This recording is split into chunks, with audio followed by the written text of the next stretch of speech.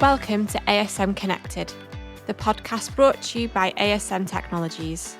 In Series 3, we sit down with business leaders and futurists from across the globe to discuss what emerging tech means to them, how technology impacts workplace culture, and their advice to businesses on how to stay one step ahead of the competition. In this episode, Iain Tomkinson chats to Öykü Işık, who is a professor of digital strategy in cybersecurity at IMD Business School. Her current work focuses on digital resilience, AI trust and transparency, as well as operationalisation of digital ethics practices in organisations. They discuss the challenges that emerging technologies present for security and how digital ethics can maintain pace with technological advances. Öykü is a computer scientist by training and earned her MBA in Istanbul and her PhD from the University of North Texas. She designs and delivers programs at IMD Business School, which includes cybersecurity for business executives and digital ethics for senior executives. She is taught in Turkey, USA, Belgium, and now Switzerland. She was also recently recognised on the Thinkers50 Radar List 2022. Welcome to the show. Glad to have you here. Thank you, Ian. It's a pleasure. All the way from sunny Switzerland, by the looks of it. Yeah, exactly. Again, it's a very cold but sunny day, so I am not complaining. Absolutely great. Yes, yeah, better than the grey, rainy days we get here in the northwest of England. So, but yeah, thank you very much for taking time out to join me. For our audience, we're sort of I've got quite a little bit of a mix of questions. Some of it will be quite low level to some people. We're going to have a real mix of people listening, from people who are really focused on cybersecurity and it's their full-time day job, and I'm sure we'll have some people who are like me, just learning about it and constantly learning. Despite 30 years in the industry, I'm still always learning about it. In fact, I had a conversation with someone the other day, and they said, "Oh, you've been in the industry for a long time. I'm sure conversations have changed a lot." And I'm like, well, cybersecurity wasn't a conversation 30 years ago. It was just starting to come out, and everyone thought that a password was acceptable in those days. And obviously, the world's changed a lot in that time. So, but there we go. I always say it used to be this, even within IT, right? This niche topic that is now, by the day, is becoming mainstream, right? Which is something I definitely welcome and I appreciate the most. That is, maybe the news we hear are not that great most of the time. What hits the media is always incidents around major breaches or so. But the fact that it has made a place in our, I guess, public consciousness is a good sign for making the topic much more accessible for everyone, not just the expertise in cybersecurity. Yeah, absolutely, and it's awareness is always key. Which I suppose brings me to my first sort of warm up question, just to get us flowing. I did a little bit of research, as I always do, to sort of bring myself up to speed as much as I can on the topic, and I'm a big sort of a believer in facts and stats. I love facts and stats.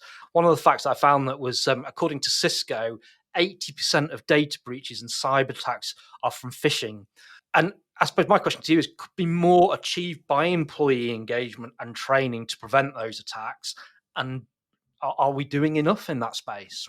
I think it's Bruce Schneier who said, amateurs hack systems, professionals hack people, because it's so much effective and, dare I say, easier to trick us human beings into revealing things that we normally would not reveal, right? It's also very easy to catch us off the moment because we don't always make our decisions in a calculated and logical manner. We sometimes do very much autopilot decision making or emotional decision making, and we fall prey to this, right? So I think this will always be the case. This is not something that's going to go away, but we can do better. To coming back to your question, I think there's a lot that we can improve, a lot of low-hanging fruit, so to say, by simply working on what we just talked about, making this an accessible topic in our organizations, right? It's not, I always talk about, maybe it's not enough to just say and talk about awareness. Maybe we should switch the conversation from awareness to accountability,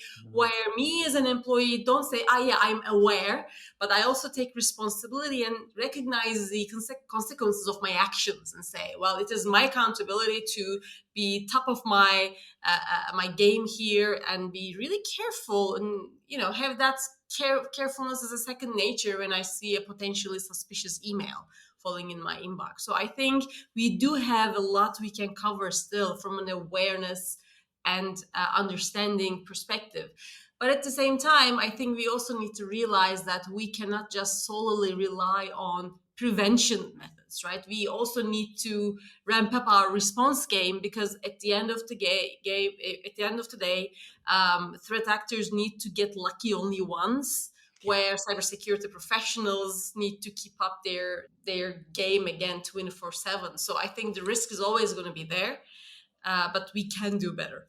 Absolutely, and I've heard of all sorts of tricks over the years, and I remember one, a quite simple one, where the bad guys would leave a USB stick lying outside the front reception of a large corporation. Someone would pick that up and go, "Oh, I wonder what's on that," and they'd go back into the business, they'd plug it into their laptop, and aware that there you go, that they've got you. It's that simple, isn't it? And it's that education. If you don't know where it's come from, be it a link or be it a USB device or something else, leave it alone. And I do think that needs to be an education process. The variety is really interesting. So we do see this merger between physical security and cybersecurity, and the example you gave is the perfect case for that, right? I mean, how do I breach an institution? So it's your prototypical profile of a hacker hacking away in front of a computer, compared to a person walking into an open door building, finding the server room and just plugging in an infected flash drive, right? So this challenge of our enterprise IT systems being also so accessible from a physical perspective, for those organizations that is still the case, is definitely an element. And the other element is that these damages are not necessarily done by just black hat hackers, but you also see your typical criminal actors, your mafia going digital in one sense. Wow. Right? So because some of these threats are very accessible, that any criminal actor can purchase these things and start infecting. Unfortunately, we do observe the development of a very lucrative market. So the demand and the attention in that business model is unfortunately something we see growing.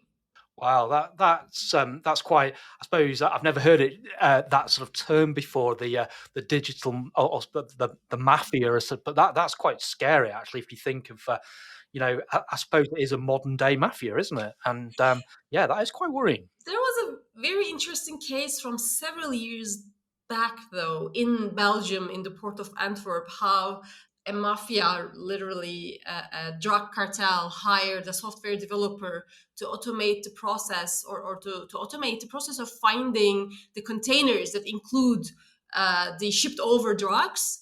And they were, for several years, managed to stay 2 steps ahead of the police, because they were always much more efficient in finding the right container, until the moment that they were caught red-handed. So that's another example of using these digital capabilities for their digital transformation, I guess, in this case. Yeah, I always believe in if you try and make something idiot-proof, all you do is create a better level of idiots. And I suppose that's exactly the same thing. They're always that one step ahead as such. Yeah.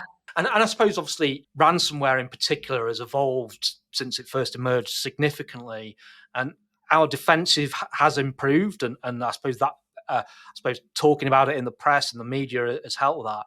But what else can be done to reduce the impact and the leverage, the threat that ransomware poses, really? Yeah, it is a fascinating topic, I think, because it's evolving so fast, and it's a little bit different than your other typical cyber threats, like a phishing email or a denial of service attack, is that the social element and the extortion element is so heavily relevant in this one, right? And I think there are two things to keep top of mind. How do we maximize our preparedness is one dimension, and how do we minimize their gain? Because I think they are not always the same. One action does not always accomplish both, right? Because this is, again, unfortunately, a market that there's a big money in. So how do we actually minimize our chances of being infected. That's one. But also the other thinking is, how do we make sure somehow that we don't validate the business model? Because I think there was a very interesting report by ISC Squared, if I'm not wrong, talking about how we get into this vicious cycle with ransomware. If more and more organizations pay the ransom, manage to get their data back, more organizations will be willing to pay the ransom, and thus more criminals will be attracted to get into this market, right? So this seems like this never-ending a nightmare in one sense. So of course, from a response perspective, the first thing that comes to mind is, how do we make sure that nobody pays, so that we don't validate that business model? And I am very well aware that it's easier said than done. We always recognize that if you're an organization that is caught unprepared, payment is of course a valid option. But how do we come to a point that we can very comfortably say we don't engage, we immediately, we take stock, we restore from our backups? And I think that requires a more maybe international but collective response, right? I mean, can we get to a stage where every organization says, I know where to turn to. I now have this problem in my hands, but I know where to turn to. I don't need to engage with criminals. And for that, of course, we come down to the preparedness aspect of these things, right? Even simple backup strategy or the response process in the organizations, there are still things that we can improve. But I think we should also be more willing to share as an organization our experience with this. I think if you ask me what the biggest problem is, I would say the silence is the biggest problem at this stage, because we don't learn from each other's experiences, which means we don't get to learn the new tactics threat actors might be working on. So we also need to find a way to share our experiences without being penalized just because we share the experience. Yeah, and I suppose I see, cybersecurity is a huge topic, and there are often different areas that there's, I suppose, you want to stop it to start off with, but it's also, once they're in, what is the protocol that everyone should be following? Yes. Where is the gap? Are you still vulnerable? That there's a whole load of things, and I suppose I've also noticed from some of the reading cybersecurity, I suppose, content, both in media and speaking to some of the cybersecurity vendors that we work with, I've learned that often companies are unaware of attack when it's actually happened. They might not only learn of that breach months down the line, when their data is often auctioned on the dark web. They suddenly get an email saying, here's a copy of your data. I've got it and I've had it for a while. Again, coming to that awareness, is there enough awareness that is a problem? But also, is there enough investment into, I suppose, post-breach technologies and education, or is it just deemed as, I suppose, a damage limitation exercise once people have found that breach there? And I've got multiple sort of angles from that, but I'll let you answer that question. Yeah, I think the example you gave is almost like a testament to the detection capability. I think I also saw a very interesting statistics. It was by IBM, I think, talking about how, on average, and it's a big average, right, that it takes more than 200 days for an organization to realize that they have experienced a breach. So indeed, if you're seeing a ransom notice on your screen, it often means that they have already been lurking in your network for a while now, several weeks. That means they know your finances, they know your pain threshold in terms of how much ransom they can ask from you, they know your whether you have a cybersecurity insurance or not, they know whether you have connected backups or not, because the objective is, of course, is to minimize your options so that you kind of feel in the corner and are more drawn to payment, right? So in that sense, the detection capability that there is someone in your network that shouldn't be there becomes very, very, very important. So that detection, but also, like you said, the response mechanism, right? So incident response plan. If I compare my experiences over the last 2 years when I teach specifically about this topic, if my classroom, the executives here are a sign of average maturity, I can tell you that more and more organizations do have an incident response plan, right? But I think it is one thing to have such a document for compliance reasons and have it available sitting somewhere, but it's another thing to spend time and invest time and resources in doing scenario building exercises and say, well, what do we do if it's ransomware versus what do we do if it's business email compromise? So different threats out there may require different responses. So do I think detailed enough about this and exercise and practice about this?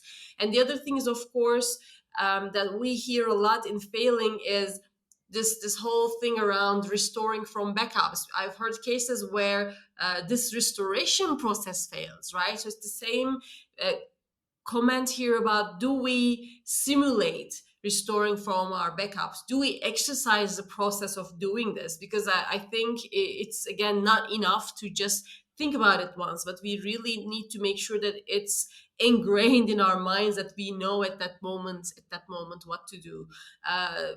But in general, to wrap it up and bring it back to what you asked about detection capability, I think overall, still, we are way too much focused on investing in prevention technologies,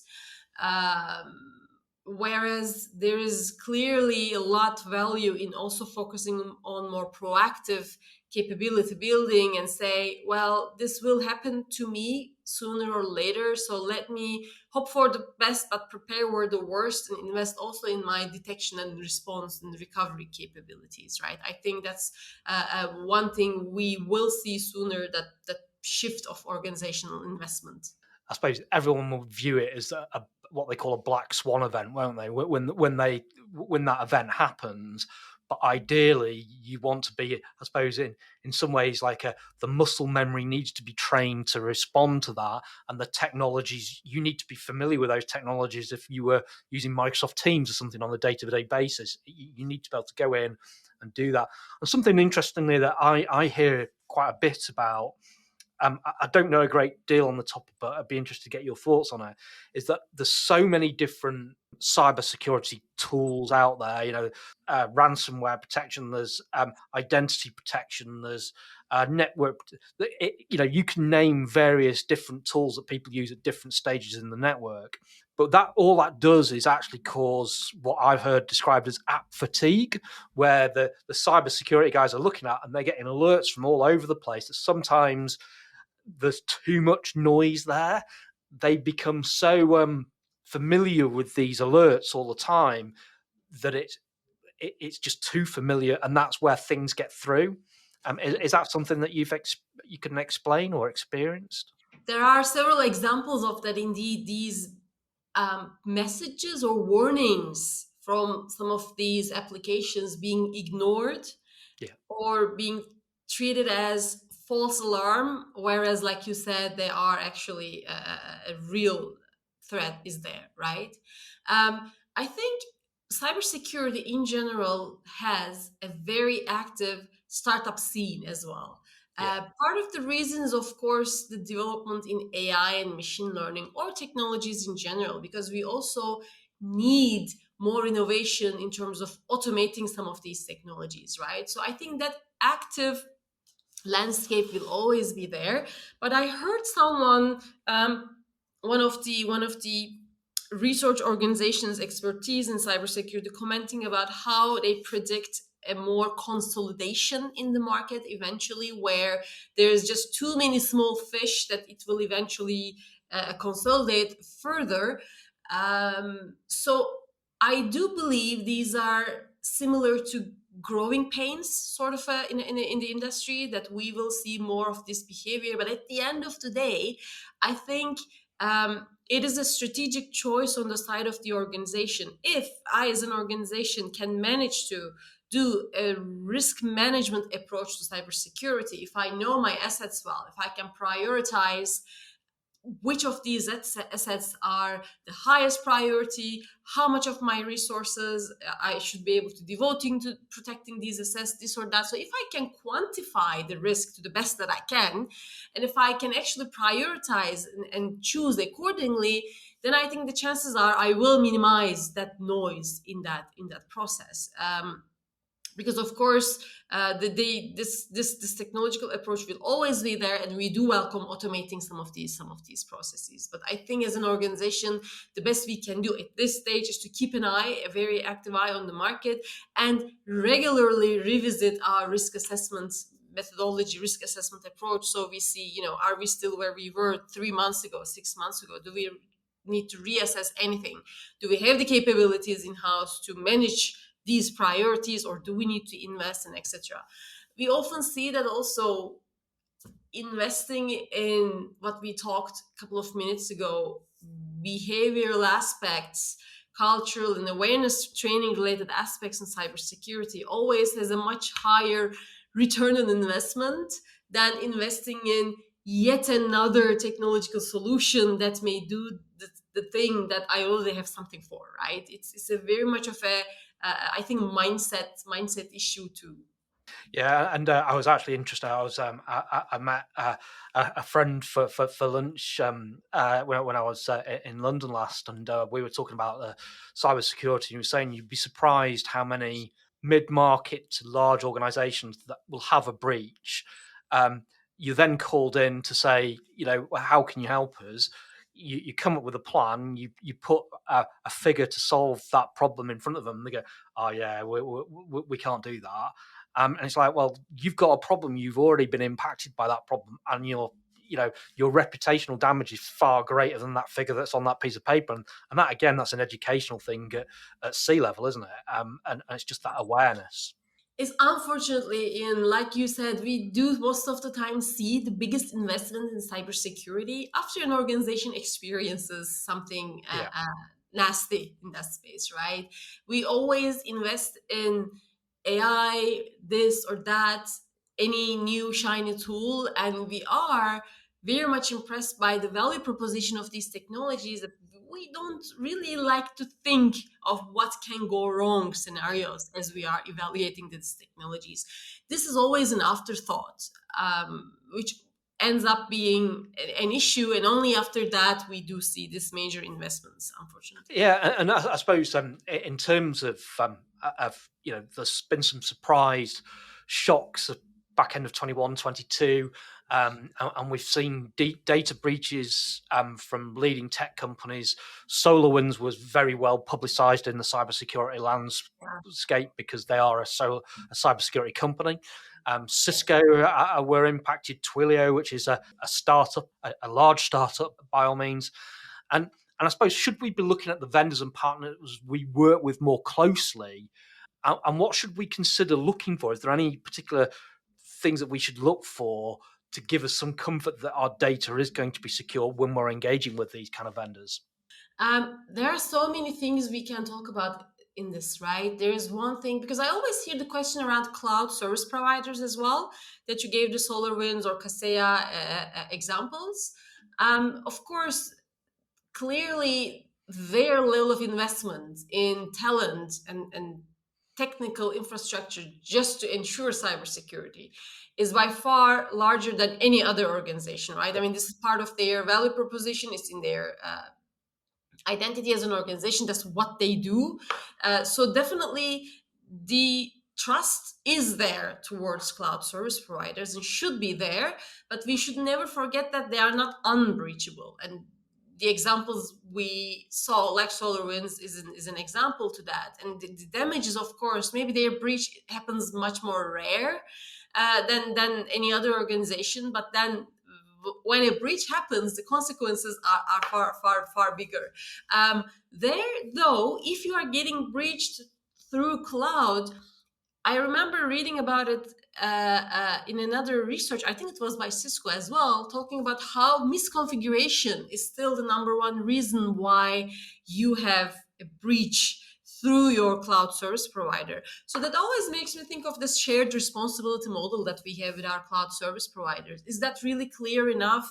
Do we have discussions around this? Is it crystal clear who does what, whose responsibility is what, right? That's what makes me think from a specifically a cloud perspective. But of course, supply chain hacks have been around for much longer, right? I mean, I always give the example of Target as one of the biggest high-profile supply chain attack, how this supermarket chain got breached through air conditioning maintenance supplier. A very small organization that got breached. There was a connection between the networks, so the attackers were able to jump through the networks. That challenge is still here. A most recent example I remember reading is the train service being halted in Denmark a few weeks ago, not because the train operations organization got breached, but one of their software developer partners was breached, and this partner had the oversight for the software that allows drivers to have visibility on the network. So when they were down, the whole visibility over the train network was down. As a consequence, the whole train network was down. So we do see this interdependency of our business models, and consequently our systems are also interdependent, right? But for some reason we still treat these systems as independent. When we think of cybersecurity, we just like throw this mental perimeter around our network, right? But actually that is much wider than we most often think of. We also need to make this part of the conversation, because their vulnerability may end up being our vulnerability too. So coming back to your question on the conversation, I think it should become a core part of the business conversation when you are at the very early stages of the relationship building, when you are really talking about how and why of the partnership in this case. I know some organizations have been working on having a question list, for instance. What are the things that I should ask this third party? Do they have multi-factor authentication? Do they encrypt their data? Do their employees go through awareness training? Even these seemingly simple and high-level questions, I think, give a very clear vision of the topic and its place in the organization. Are they taking this seriously? Is this something they actually invest in? Do they do drills? Do they do these phishing simulations, right? Even asking about these things gives you an idea of their posture, but also sends the message that this is important for you, right? Because when the day comes, you should be able to also audit and understand their security posture too, because it has implications for you. Absolutely, no, I completely agree, and I think one of the strangest stories I heard was of someone coming in through a different route. Was a casino in Las Vegas got hit, and they got hit by the fish tank. They had yes, they had a thermometer in the fish tank. I wrote the story. Yeah, and that was just like, wow, that's unbelievable. But those IoT devices that are starting to appear, smart homes, it's that security mindset around those, isn't there? And I suppose moving the topic on a little bit, we talked on emerging tech and innovation. One of the things I thought of the other day, and kind of I was talking about it in the office with my colleagues, was quantum computing, because that's aired as the potential game changer. We're going to get faster machines. We'll be able to do lots more computational development. It's a huge step for I suppose the industry, for humans and how we can work. I then thought, well, however, if systems can solve complex problems far faster than current systems, does that not pose a huge threat to the current type of encryption that protects our data at the moment? Because if they can solve it in minutes, then potentially our current encryption needs a rethink. Thank you for bringing that up. This is a topic that I find fascinating, and it's kind of always on the corner of my mind, because I want to also understand better, learn better, and develop content on this, because I think this is very, very first interesting and game changer, like you said. And indeed, it does pose a problem for encryption capability, right? And there are also several cases where comments from threat actors were picked on, where they say, oh, we are exfiltrating data, even if it is encrypted, we're just sitting on it. When we have the capability to decrypt, then we will get the value out of this. So there is definitely this concern around what will happen when we have the capability to just, just like that, in a matter of minutes and hours, be able to decrypt some of the most impactful encryption methodologies we have now. But I was just also reading the other day, and I've learned that National Institute of Standards and Technology, NIST, already has more than 60 potential new methods that they are assessing now, that they call post-quantum cryptography. Right? So the encryption methods that actually even quantum computing cannot that easily solve. So Wow. why don't we use quantum capabilities to come up with new encryption methods? So apparently this is something they are also actively thinking about. Yeah, and I suppose the challenge is there that you're trying to work with the technology to put it in place for something that isn't already there yet. So you're kind of working a lot in principle, aren't you, rather than you can't actually test it and theory it because quantum computing isn't quite there yet. So there are challenges there. But yeah, I think that investment, because if it's not in the next 10 years or the next decade, that technology is going to come forward because there will be a breakthrough at some point to make that there. And we all know, I suppose the biggest challenge I see with some of these technologies is it's not the technologies and our ability to build those. Sometimes it's the legislation around getting those technologies to the market. So quantum computing has currently been working on loads of investment there. However, if we don't develop the security to prevent those issues from coming from at the same pace, that's when we have a challenge. And particularly if we legislate that those technologies aren't correct, then that causes a bigger problem. And I suppose that brings me on to, another topic about AI, because I know that's something you're hugely interested in as well, and something that I'm fascinated by about as well, particularly from different angles, be it ethical, be it and I was having a conversation again the other day with somebody, and the chap has got a master's in philosophy, and he asked a question about, well, what if AI could outthink humans and blah blah blah, and I went, well, actually no, that's not possible, because AI is just a really well written piece of code. Or is it? And that's how we sort of came. I do think that AI is just code, and I think that's its limitation. I don't think it will ever outsmart humans. I think it can surface things that we might not see, but I don't think it's going to outsmart us, unless you have got a different opinion. No, I'm on that same camp with you, and it's such an interesting discussion, because we also have some really impactful thought leaders that take the other camp, right? They say, oh, we should be worried about this. Now, that being said, I think AI is more than just a well-written bit of code. We have been talking about this for a very long time now, right? I mean, AI as a concept was literally introduced by Alan Turing, and when he described this thinking machine, right? And his thinking Turing test is all about this. But why now suddenly we have seen this amazing developments in the field? Because AI is not just software development, but it's also combined with computing power, which is now almost like a commodity, right? Everybody can have access, rather affordable prices to great computing power. Algorithm development is also becoming quite commodity. We have already very efficient algorithms on the public domain. It's very easy to get to have access to, hire someone who can code.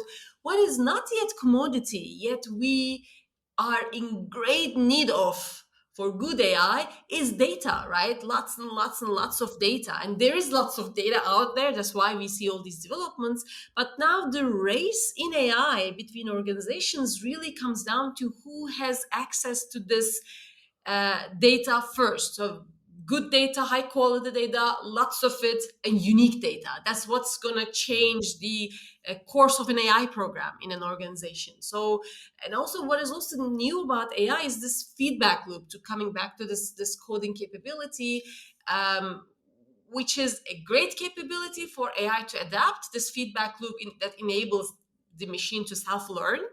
But at the same time, it can also be the reason why we have these ethical challenges around this. If we let this thing decide by itself and go on its own way, then what are the consequences, right?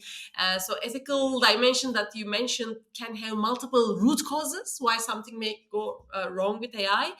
But I know that we need more philosophy majors in the field to help us figure this out and construct us a way to think about these challenges, because we know that it should not be only led by data scientists and software developers. Yeah, and that's such a wide subject, and particularly an area that I've got really interested in is the data aspect behind AI and how that treats it. So, I've been speaking to people about synthetic data a lot recently, because that brings a whole new level up for us to be able to analyze data and to put that data into the AI process without it having the GDPR issues that a lot of companies are restricted with. So in terms of the ethics within healthcare, data is absolutely crucial. I learned something recently that really surprised me, but the topic, I suppose, how data algorithms can really create bias. I'll share this with you because I think it was such a great story, and I've got quite a lot of references here, so just bear with me. And I suppose this is a real life medical challenge with data, and it was around the determination of kidney disease and how the stage is largely reliant on the use of something called estimated GFR. I'm not a medical expert, so please bear with me on this one. And apparently in its current standard practice to calculate this GFR using algorithms that assess patients based upon multiple factors that potentially influence the renal function, i.e. the functionality of the kidney. And these points that they use to create this include age, sex, height, weight, and creatine level, and also includes race and ethnicity. And that's according to the Cleveland Clinic from just last year. Creatine is a waste product produced by metabolism of dietary protein and muscle degeneration. So levels are indicative of renal function, and this must be removed by the kidneys. Incorporation of race was implemented to emulate research conducted in the 1990s that found that Black people have higher levels of creatine in their blood than their white counterparts, according to Kidney Research UK. This translates to a multiple factor of 1.159 for GFR when the patient identifies as Black ethnicity on the paperwork. According to the American Society of Transplantation, the adjustment made by the algorithms and AI for race allocates an eGFR for Black patients that is higher than other ethnicities for the same blood level of creatine, causing the assessed level of kidney function to be inflated, and stage of disease progression is predicted to be lower than the actual level. So basically, what is the inequality in the eligibility for transplantation has an enormous impact on the number of Black individuals who receive a donor kidney 1 year following renal failure. So whilst 22.7% of white patients undergo transplantation surgery within this duration, the same fate occurs for only 6% of Black patients, making them 4 times less likely to receive a transplant and more likely to remain on dialysis as their primary management for the disease. So where I'm going with this example is, how do we measure and audit the data and algorithms that make AI effective? And is quality data the bigger issue rather than the technology itself? That was such an interesting example, and so many layers of that could be examined, right? And that was a very, very simple version of that conversation, because it was highly medical, but condensed down, it was basically that data was incorrect. It is so interesting that you say this, because we are now working on a research proposal that looks into building trust in AI, especially in, for instance, in Africa, communities in Africa where data sharing on healthcare data is very limited due to lack of trust, but also, of course, due to lack of infrastructure, right? Proper infrastructure for data collection means. So when digital transformation progresses so fastly, as you said, say in Europe, where the data availability is so significantly better in Europe, then of course all the systems you develop will be pro whatever data you collect from here, right? So that is not a bias you introduce knowingly, but then it becomes unrepresentative data when you want to develop AI and apply it at global scale. Then the first thing you can pay attention to is try and have data at global scale, right? That is the indeed data related aspects to it. There are many methods organizations can implement from a control and auditing perspective, and that's something else going on from a research perspective on my table now. We are conducting interviews with organizations that are going public or don't hesitate to talk publicly about their initiatives on this topic. Let's not even just say AI ethics, but digital ethics in general.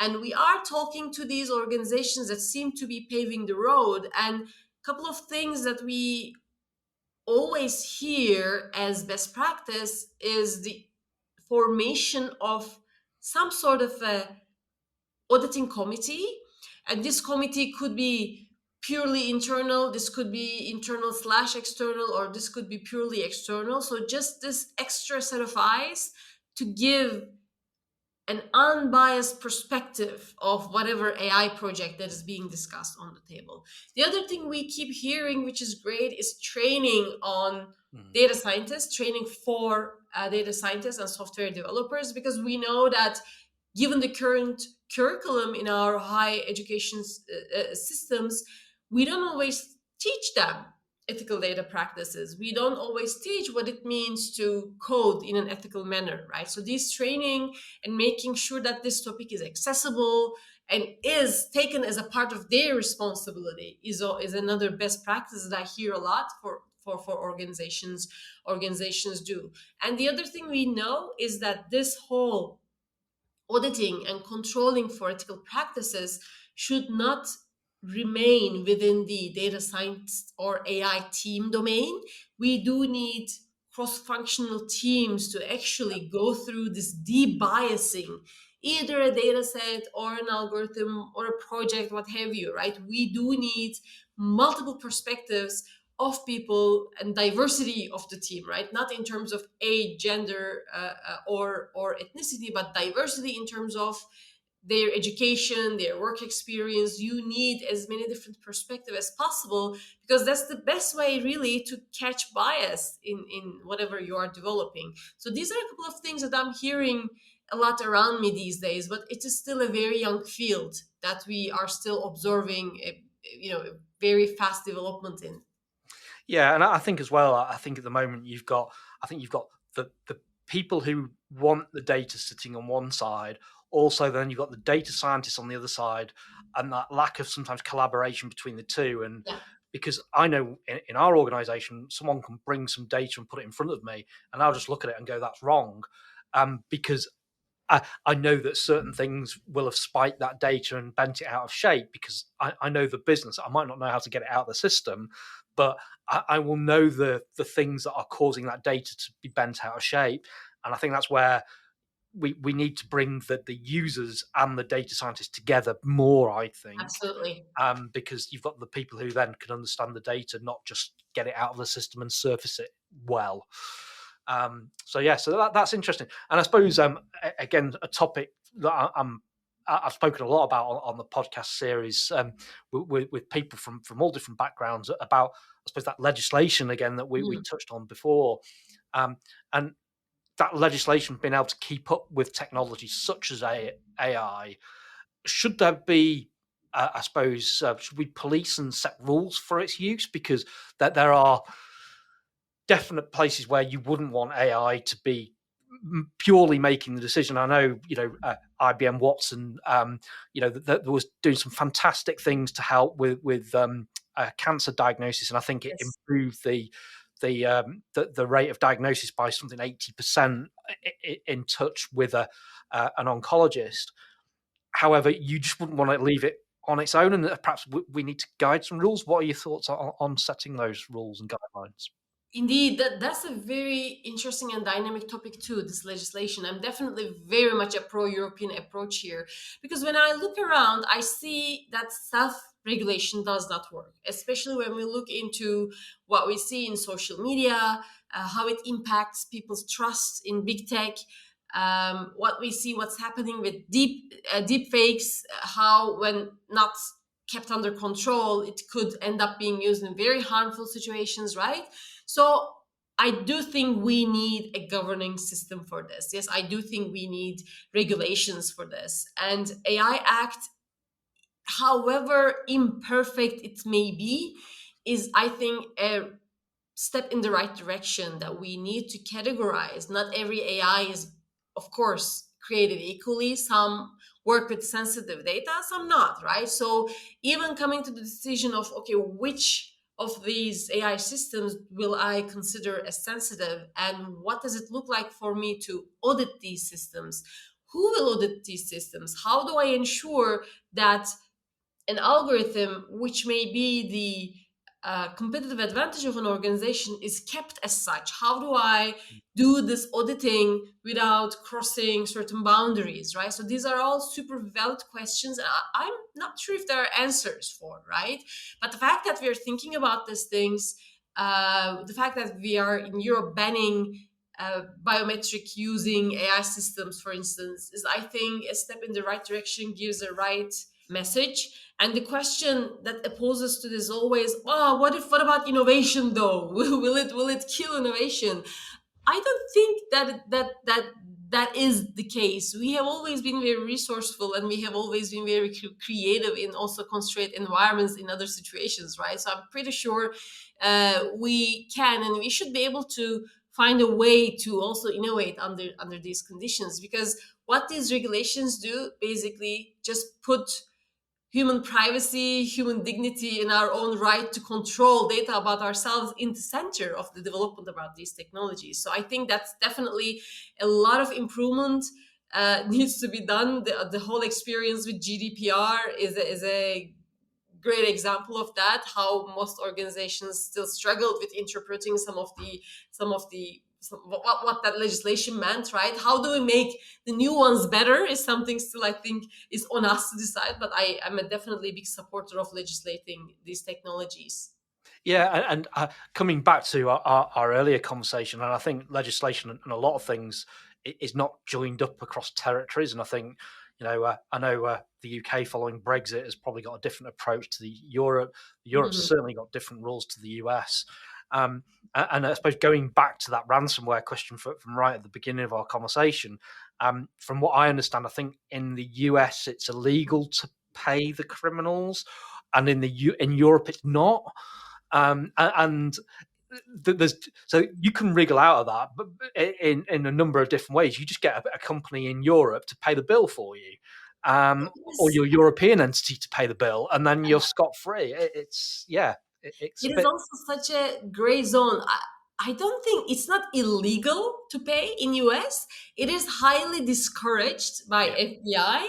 It's the same indeed in Europe. As far as I know, just last week I read on the news how Australia is making it, or thinking about making it, illegal to pay. That's the first literal decision from a legal versus illegal perspective, right? As far as I'm concerned, for most countries, it is it's a gray zone from a ransomware payment perspectives. And of course, the statistics around this is also very, they are not reliable, because still most organizations don't even report their experience. So we don't have a very clear picture of how many, how much, etc. around payments.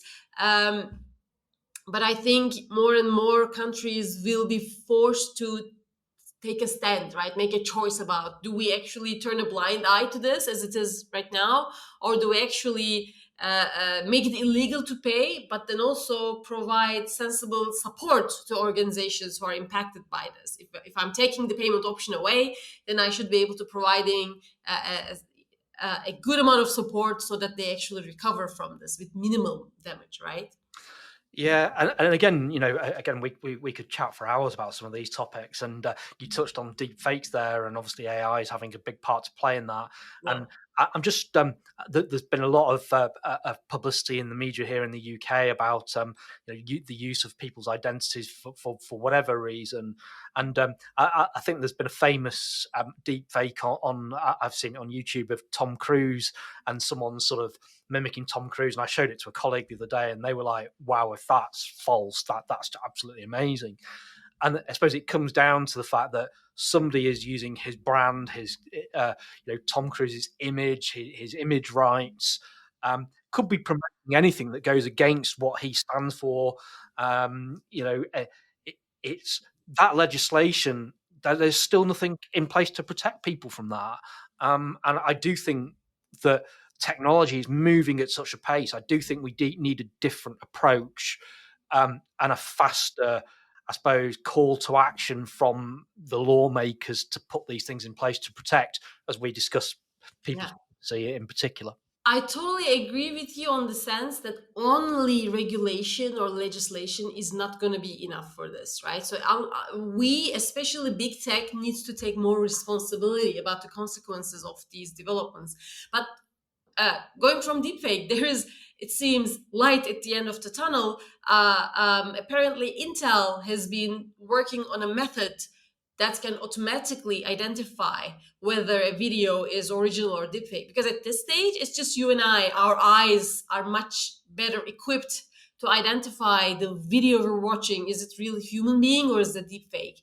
But of course, given the amount of deepfake videos out there, we need to automate this process somehow. And that's what researchers at Intel has been working on, to use a certain type of technology that recognizes the blood flow underneath our skin. So blood flow on our face, so taking signals to identify that this is actually a real human being. This is not a faked video. So that was very interesting for me to read also.